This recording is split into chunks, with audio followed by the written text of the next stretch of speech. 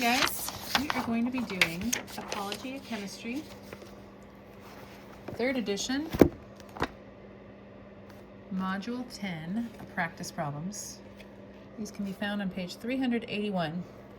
There are 10 of them. I'm going to go through each one and do the math so that you can prepare for your test. Hot tubs generally contain water at a temperature of 38 degrees Celsius. To keep the water clean, several solid solutes are dissolved in the water. Many hot tub manufacturers warn that if the water gets too cold, it will get cloudy and fill with a fine solid. Why? First of all, let's review our vocabulary terms. We have our solvent, which in this case is the water in your hot tub, and it's what you dissolve stuff into. And then all the salts and stuff that you pour into your solvent are your solute. Okay, and together, these things make a solution. And we usually abbreviate solution as SOL''N. So, in this hot tub, if you let your hot tub get too cold, your solutes will not be dissolved anymore, and they'll precipitate down to the bottom and make the water cloudy. Why does that happen? Because solids, as the temperature increases, dissolve better.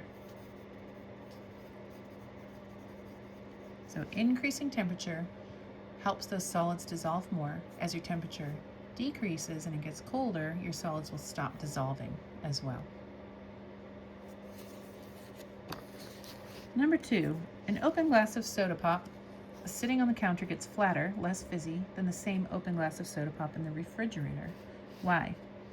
Because soda contains a gas. Those are the gas bubbles that are in your soda. The carbon dioxide. It's carbonated. And as the temperature increases, the solubility of a gas decreases. They dissolve less. It's the opposite of solids. As the temperature decreases, gases actually dissolve more. So when you put your soda in the fridge, it will keep its bubbles, but when you let it out at room temperature and the temperature increases, those gas bubbles will come out. They don't dissolve as well. With liquids, there is no change. They dissolve the same whether they're hot or cold. Okay? Solids and gases are opposites, liquids, no change. All right, number 3. The following reaction is performed in a lab. It's already balanced for you. If 690 milliliters of 2.5 molarity aluminum nitrate is added to an excess of sodium sulfate, how many grams of aluminum sulfate will be produced? It's a little double displacement reaction, which we're going to learn more about later. They just do a little partner switch. The Na goes with the NO3, and the aluminum goes with the SO4. Oh, I need to get I have to have my answer key open because I don't have my calculator, since I usually use my phone as a calculator. My phone is recording for me now. So I'm going to start by writing down the chemical equation reaction. We had 3 sodium sulfate, plus, this is aqueous, that just means it's dissolved in water, plus 2 aluminum nitrates, and there's 3 of them since aluminum forms the 3+ ion. Those are aqueous as well. They go to aluminum 2, SO4, 3, aqueous, solid, it's precipitating out, plus 6 NaNO3, aqueous. So this means that we're forming a solid, kind of like we did in the hot tub. Okay, it's already balanced for us. So now I'm going to write down what I know. I know that I used 690 milliliters of 2.50 molarity aluminum nitrate. There's an excess of sodium sulfate. How many grams of aluminum sulfate will be produced? Okay, so now I can clearly see what I know and what I'm looking for. So starting with what we know, I know that molarity is the number of moles per liter. We have 2.50 moles per liter. These two are the same thing. So I know that I'm starting off with 690 milliliters. I'm going to convert that to liters. 1,000 mils are in a liter. When you're dividing by 1,000, you can just go 1, 2, 3. That's 3 zeros, so you move the decimal point 3 places. So I've got this many liters of aluminum nitrate. Now, I know that in 1 liter, there are 2.50 moles. So now I can cancel out my liters, and I'm left with moles as my unit. So I know how many moles of aluminum nitrate I added. And that will be 1.73 moles of aluminum nitrate. I've got 3 significant figures because right here I had 3 significant figures.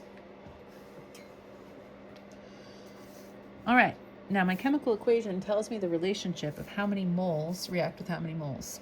I've got 3 moles of this reacting with 2 moles of this to form 1 mole of this and 6 moles of this. Oops, I wrote the wrong unit over here. This should be moles. So I have 1.73 moles of aluminum nitrate. And I know that for every 2 moles of aluminum nitrate, I react 3 moles of sodium sulfate. So now I can take 1.73 times 3 divided by 2, and I will get 0.865 moles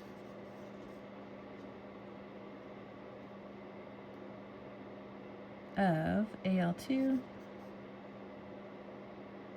Wait a minute. This is wrong.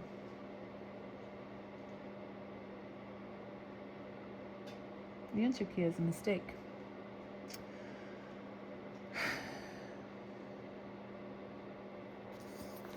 Unless I'm making, oh, you know what? It was me. Sorry, guys. That was my mistake. I was looking at the wrong thing. We're not looking for how many moles of this we have. We're looking for how many moles of this. If you were following along diligently, you probably caught that. I just did module 9 and now I'm doing 10, so I'm just doing them back to back. My brain is fried after this much chemistry.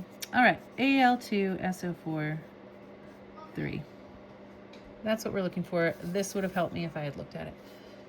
Anyways, so now I know for every 2 moles of this, I make 1 mole of this.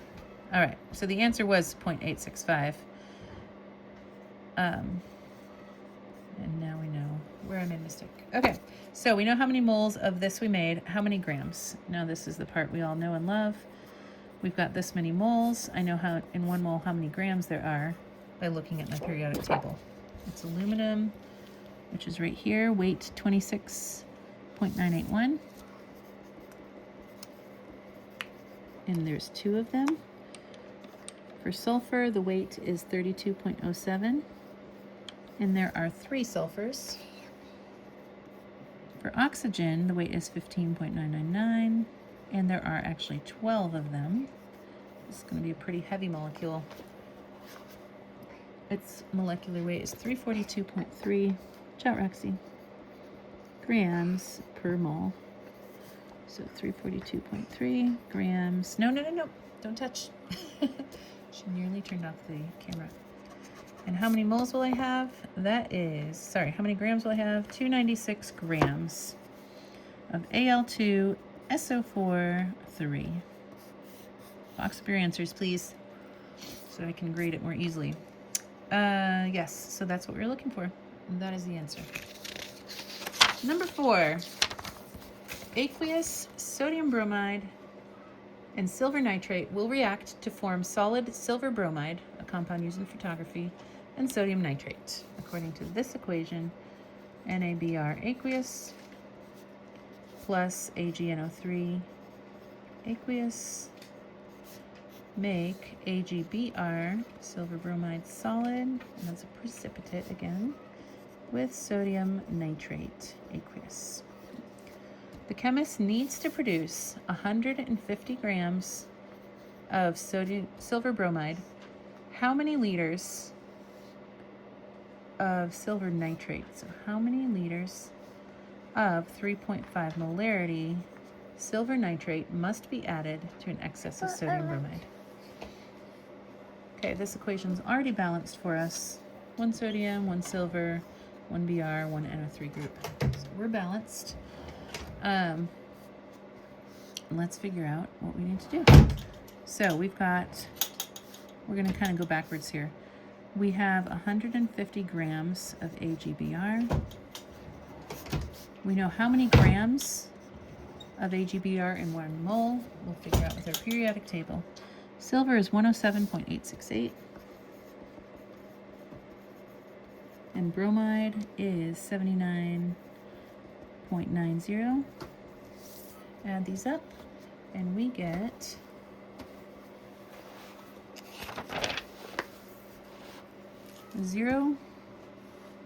we get 187.8 grams. So we can cancel out the grams, and we're left with moles.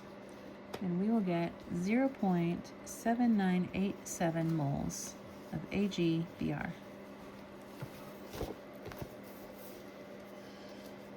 Now, I can look at my chemical equation to see what's my relationship. 7.987 moles AgBr. And I know that for every 1 mole of AgBr produced, I need 1 mole of AgNO3. It's 1 to 1, we're just going to stay the same. Now, you might be able to skip this step and do it in your head if it's 1 to 1. But if it's not 1 to 1, you should write it out.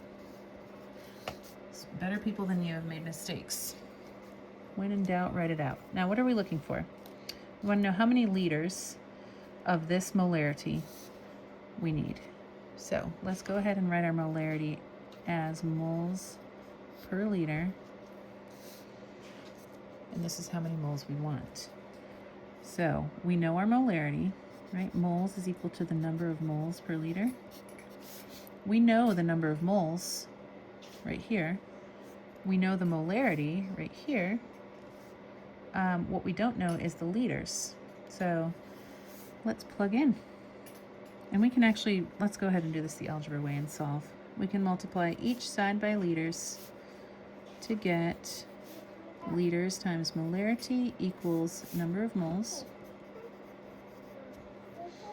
Now we'll divide each side by molarity to get, these will cancel out, we'll get liters equals number of moles per molarity. And let's plug in. We know the number of moles, 0.7987 moles.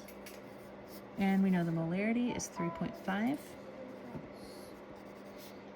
Our liters will be, this is number 4, 0.23 liters of, and this is 0.23 liters of 3.5 molarity AgNO3. Like I said, from having worked in a lab, write down more of the information about solutions than you think you need. Somebody's going to come after you and try to do the same process and not have success if you don't write it out. All right, number 5, I actually did in the other video that I posted the other day, so I'm going to skip that one. And I believe I did number 6 as well. Let's see. I'll show you what I did. So if you didn't watch the other video, it's here. So here's number 5. Practice problem number 5, and that's our final answer. So if you want to screenshot this, you can do that now. Number 6 Pretty sure I also did. Just need to find it. I don't see number 6. I think I did number 9. That was 8 and 10. So I'll do number 6. Okay, if a solution is made by mixing 75.0 moles of potassium hydroxide with 4.5 kilograms of water, what is the molality? Molality is different from molarity with an R. If you have a lisp, these are going to be hard for you to say. Molarity is what we did up here, the number of moles per liters of solvent, or per liters of solution. This is the total solution volume. Now, molality with an L is the number of moles per kilograms of solvent only. So it's not the full solution, it's just the kilograms of the solvent. Okay, so we're calculating molality. And molality is mostly used when we're doing freezing point elevation, freezing point depression, boiling point elevation. We'll use these in a minute. But we've got everything we need to calculate molality. We have the number of moles. There it is. And we have the kilograms of solvent. So we just need to plug that in. 75.0 moles for 4.50 kilograms. Simple, divide 75 by 4.5. And our answer is 16.7 molality. Molarity, this one is big M. Molality is little m. So be very careful when you're writing things. The more specific you are in chemistry, the better. Number 7, if a solution is made by mixing 70.0 grams of CaBr2, that's calcium bromide, with 13-14 grams of water, what is the molality? Well, we've got our grams of this, and we've got grams of this. Molality is number of moles per kilograms. So we need to change this to moles, and we need to change this to kilograms. 1314 grams, I know that, 1,314 grams. I know that there are 1,000 grams in 1 kilogram. So dividing by 3 zeros, I'll just move my decimal point, 1, 2, 3. 1.314 kilograms. So I've got that taken care of. Now number of moles, 70.0 grams of CaBr2. I need to look at my periodic table to figure out how many moles I have. Calcium weighs 40.08. And there's one of them. Bromine weighs 79.90. Now you might have a different periodic table with slightly different weights, and that's okay. Different periodic tables use different numbers of significant figures in their reporting, so that's okay. It won't make that big of a difference. Bromine, we've got 2 of them, so I need to multiply this by 2. So altogether, this molecular weight is 199.9 grams per mole. So now I can say there's 199.9 grams in 1 mole, and I will end up with how many moles? 0.350 moles of calcium bromide. Okay, now I can calculate molality with the number of moles, 0.350 per the kilograms of solvent, and my final answer is 0.266 little m molality of CaBr2.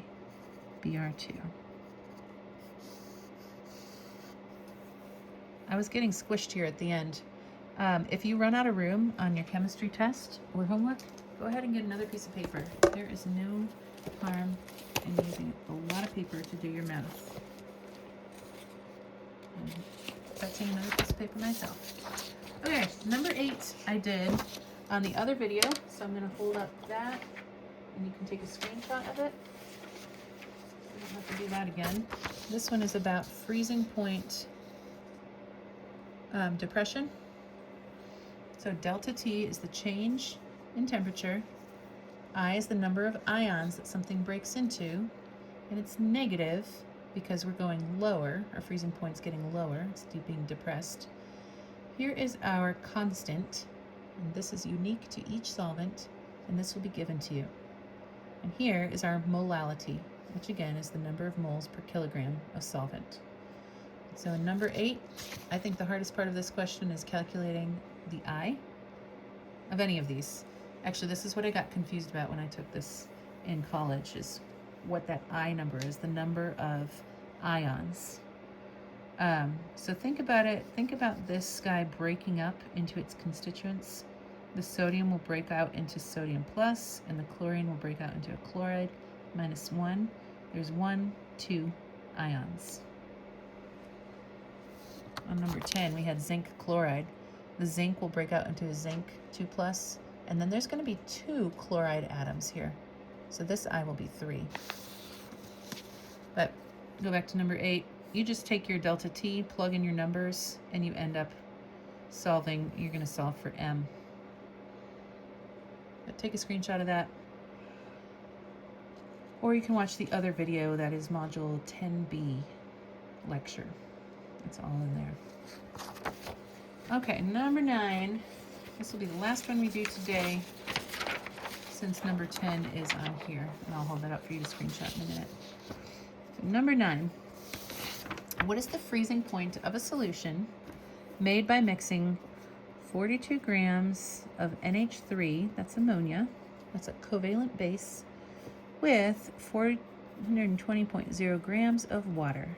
And they gave us the KF for water as 1.86 degrees Celsius per molarity. So I know how many grams I'm mixing into how many grams of water, how many grams of solute into how many grams of solvent. For my molality, I need to have number of moles per the kilograms of solvent.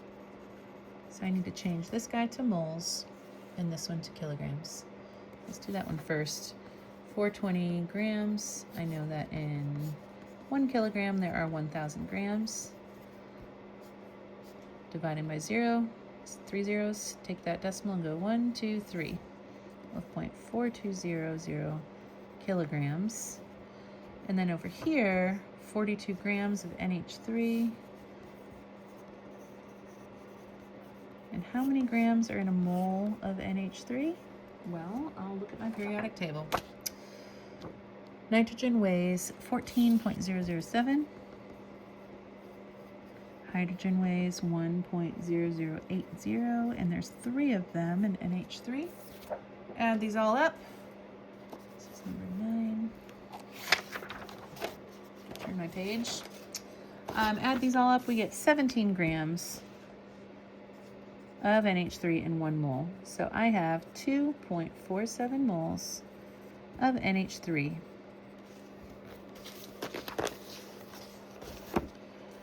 Okay, so now I can calculate my molality because I have my number of moles and I have my kilograms of solvent.